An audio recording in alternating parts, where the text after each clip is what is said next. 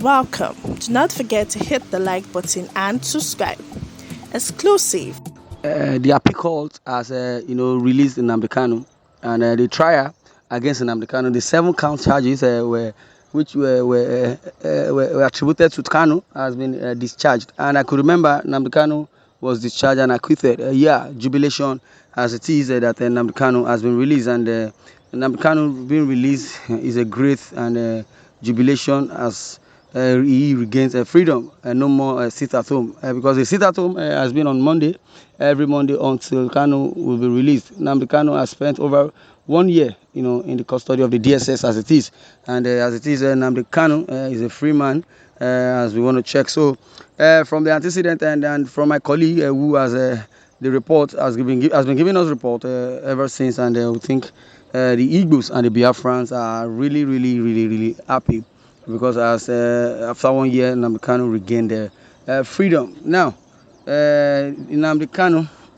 is a separatist, the same as Sunday Igboho, who were, speaking against bad governance in the country, and the Nigerian government deemed it fit to make sure that Nnamdi Kanu, is held in custody of the DSS because of their own personal gain and personal corruption. Now, Nnamdi Kanu was kidnapped, or rather abducted, and meanwhile, extraordinary rendered all the way from Kenya down to Nigeria. The president of Kenya said he was not aware. And the processes of extradition and a treaty, which is the agreement between international laws and international countries and those that have bilateral relationship with international organizations. Yeah, the country have not, decided to, follow the treaty, to follow the agreement, and that is why Nnamdi Kanu has been, held in the custody of the DSS by the Nigerian government. Nnamdi Kanu was kidnapped, abducted, and extraordinary rendered back to Nigeria. And this is not so very, very nice, and it's not sounding very well. Now, the breaking news is that Nnamdi Kanu has been released. I could remember when he was discharged and acquitted.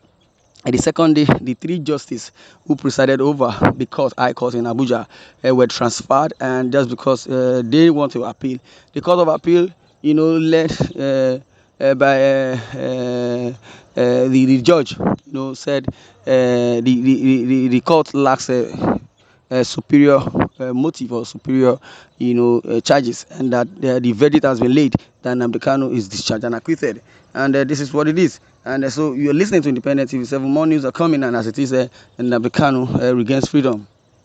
Well, my people, concerning Nnamdi Kanu's case, it could be remembered that court orders DSS to pay 150 million naira damages over death of even Kanu's lawyer, which is Ejiofor, one of his aides, one of Ejiofor's aides.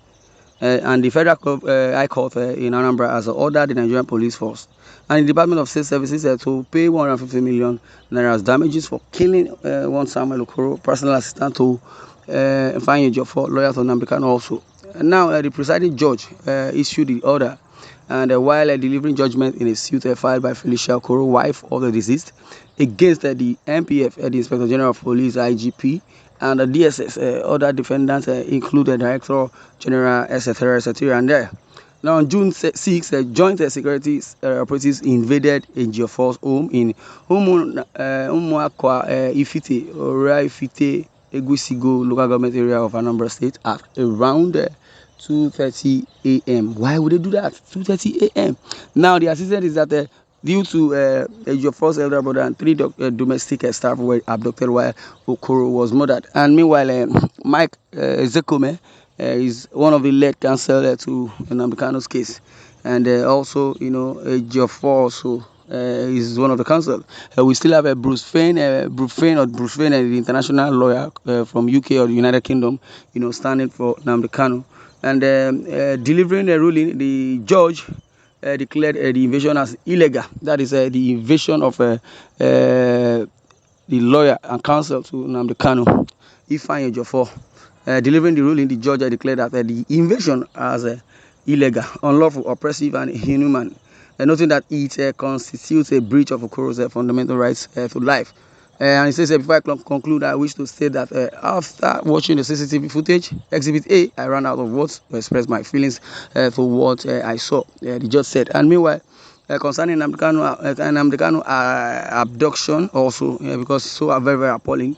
Why would the Kenya government would not know that Nnamdi Kanu was arrested and detained, or rather was kidnapped all the way, and this is what it is. So if God court orders Nnamdi Kanu or discharge Nnamdi Kanu and acquit him, it means that he is discharged and acquitted. He's a free man. So over all those charges, from one charge to 2, 3, 4, 20, 25, reduced back to seven charges now, has been waived off. And even if it's not waived off, like I said earlier, that the three justices that presided over his case that laid verdict that yes, Nnamdi Kanu is discharged or has been discharged and acquitted. What that simply means on that the law and the constitution means that he's a free man. Even if somebody is discharged, acquitted, or rather, if the person is discharged and not acquitted as yet, I believe he will still be coming from home, to visit the courts. Now, the issue is that they said he jump bail. Why would he jump bail? When you say somebody should be coming from home, all the way from home down to a court, you still went and invade. The Nigerian government, represented by Buhari, or represented by, yes, Buhari, because this the dispensation administration has really, really, really wrecked, and caused havoc against the Nigerians, against the public, and through economy and some other things, and so many things have, really, really gone down the drain. And yeah, we'll be back right now. Well, what this simply means is that Nnamdi Kanu is a free man. Well, if Nigerian government led by President Muhammadu Buhari deem it fit that he's not going to release Nnamdi Kanu until election, and let's see how it goes, because Nnamdi Kanu is a dual citizen. He's a dual citizen, he's a citizen of the United Kingdom and Nigeria. But because of the place of birth and the power of incumbency, that's why Nnamdi Kanu is still being, his case is still being, boomeranging, and things have been really, really, really awkward for the Biafrans. And as it is, they said they are separatists. They have been proscribed as terrorists, or I don't know. And if Nnamdi Kanu and his Biafran team, the IPOP, indigenous people of Biafra, has been proscribed as being a terrorist. Now, Nigeria jailed Nnamdi Kanu, mere agitator, while confirmed terrorist. Thorgy works freely. And that is just appalling. If he's working freely and he's carrying gun up and ammunition up and down, he's still accusing, the government, and he's standing firm that nothing will be done. And the lawyer accuses Buhari government of a selective justice, and that is what it is. So in this case, Nnamdi Kanu was released, fine, but due process has not been followed at all. And if that the human rights lawyer and activist barrister Malcolm Omirobo has berated President Muhammadu Buhari's administration over the detention of the leader of the indigenous people of Biafra, IPOB, Nnamdi Kanu. Omirobo accused the government of engaging in selective justice, discrimination, suppression, repression, oppression, and subjugation by detaining Kanu, a Biafra nation agitator, while the same government has allowed a confirmed terrorist leader, Bello Turji, to live and operate freely in the country. In a tweet with photos of the Thorgy and Kanu placed side by side, Omirobo said, "Why Bello Thorgy, a confirmed terrorist, is working freely, Nnamdi Kanu, a mere agitator, is behind bars in chains."